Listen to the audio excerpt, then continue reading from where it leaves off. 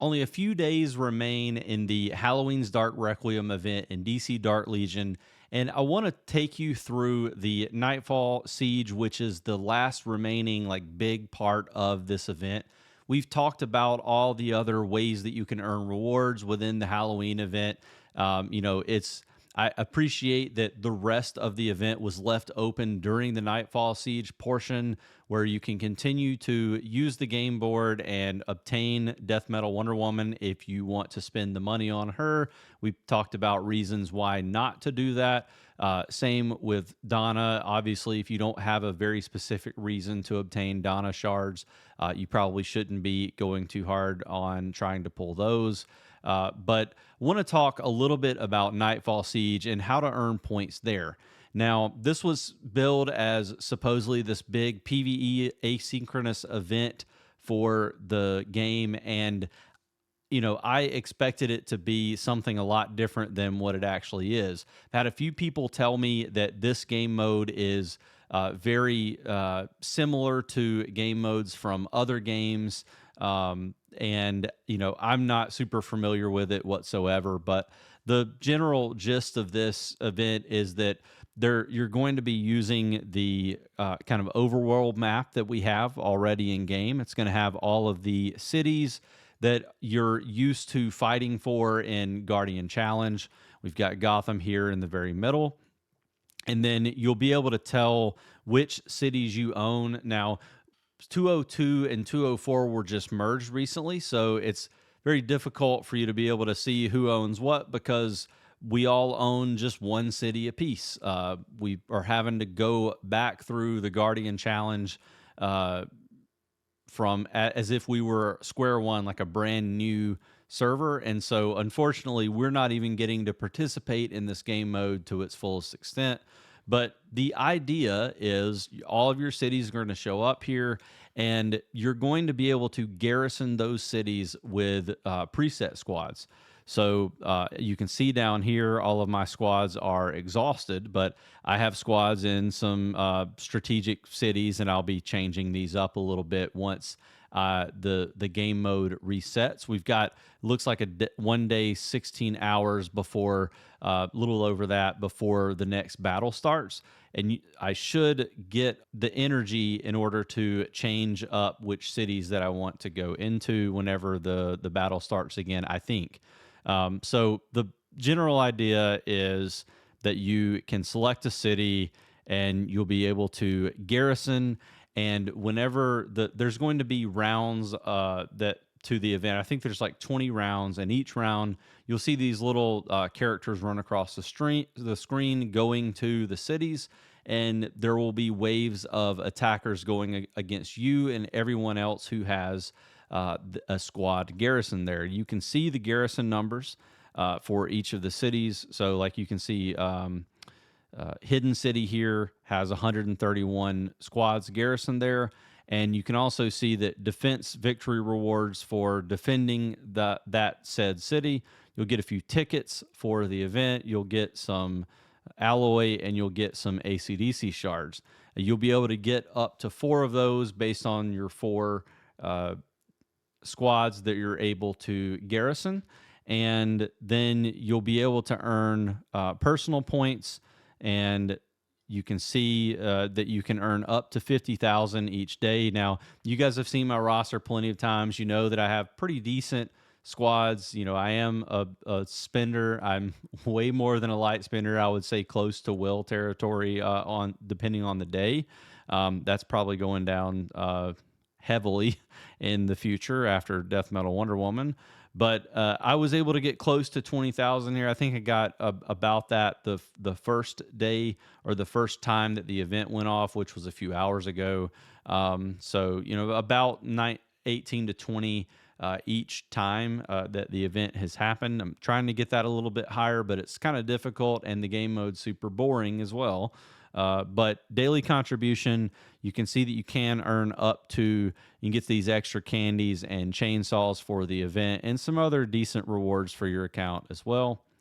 We've got personal ranking rewards that you can get, and I'm really upset about this one. So we'll talk about that in a second. But you can see you can earn Magic Eyes. You got a couple of afterburners here for the top players. Up to the top 50 will be getting rewards. And again, these Magic Eyes are pretty decent. But the big prize is going to be this Claws of Laughter frame. And this like really bothers me. I really hate it. I mean, I get that like the idea is to make the person who wins it feel like they accomplished something really cool. But unfortunately, the way that you get number one in this event is just really stupid. It doesn't require any skill whatsoever. It does appear that you don't have to be your server's whale to get the points needed for this.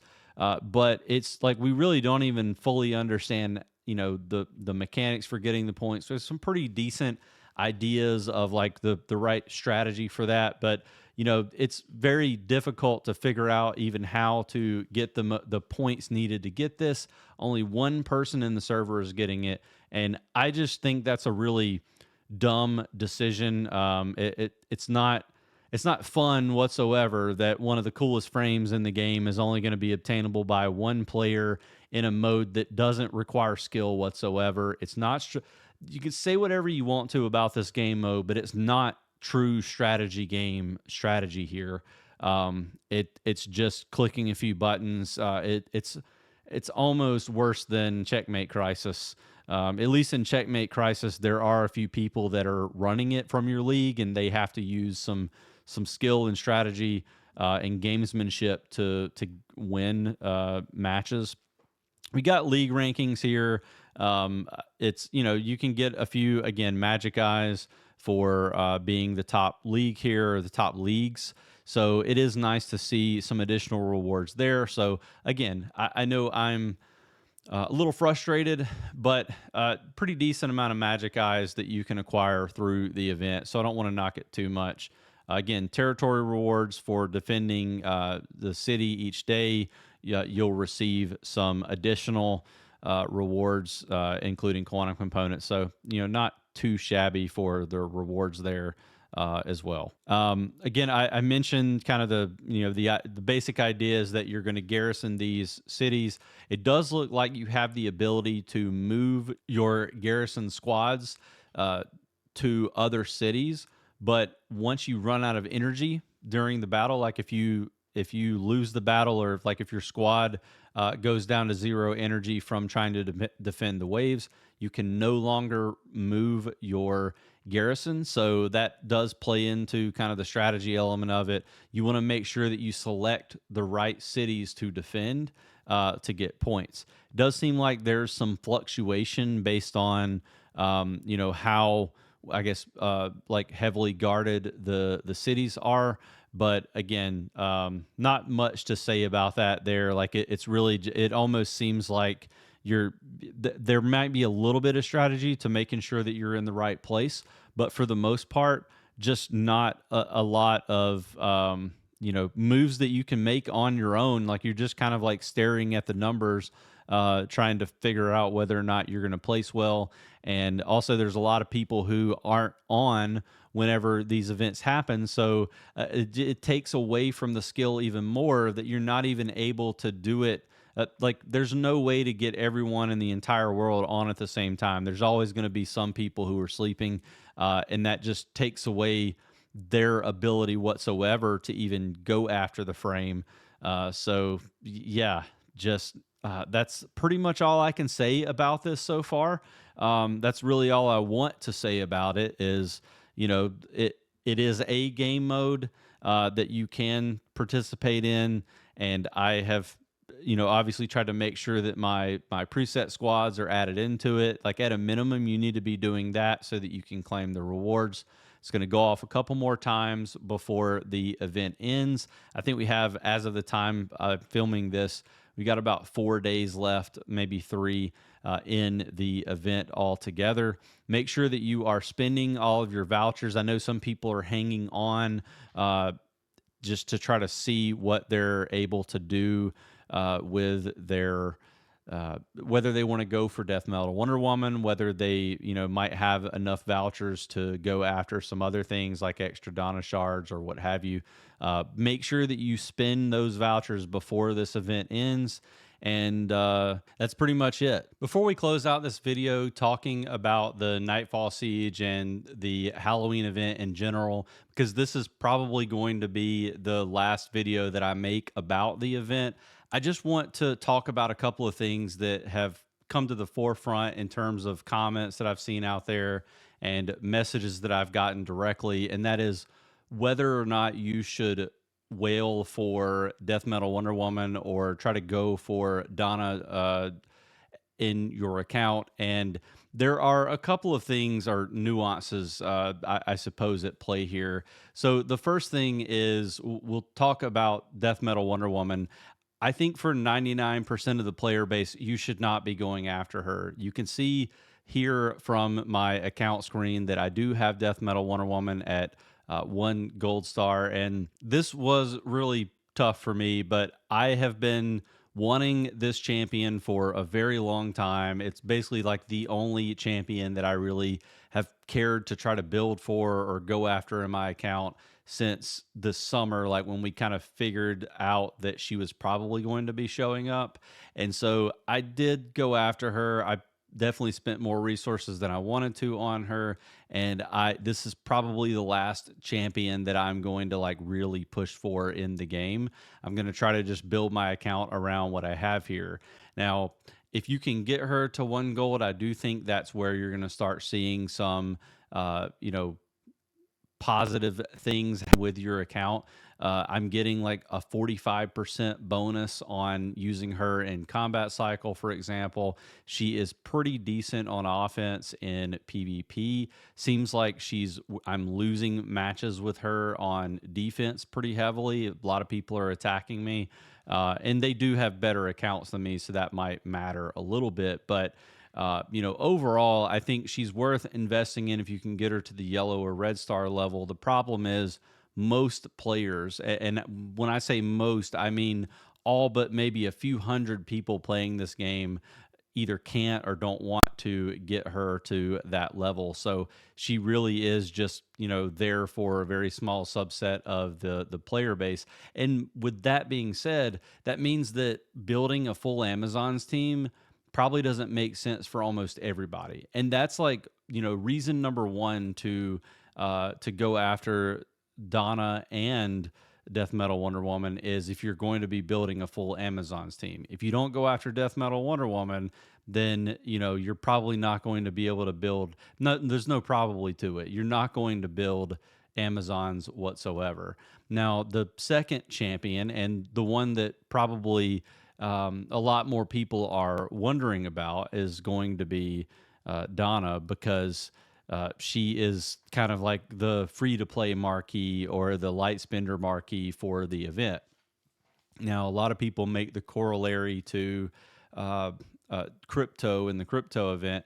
It was a lot easier to get crypto to higher stars. You can see here, after all that whaling that I did to get Death Metal Wonder Woman, I still only have Donna Troy at 4 blue stars, and that's because I maxed out the amount of stars that you can get from the trick or treat portion of the event, but I haven't purchased any of her shards in the store, and I'm still considering doing that. I have a few leftover vouchers from after I pulled Death Metal Wonder Woman. I'm most likely not going to try to get her to 2 yellow stars, so I have a few vouchers to spend. But, and obviously I'm committed to the whole bit of going after the Amazons team, so I kind of have to build Wonder Girl.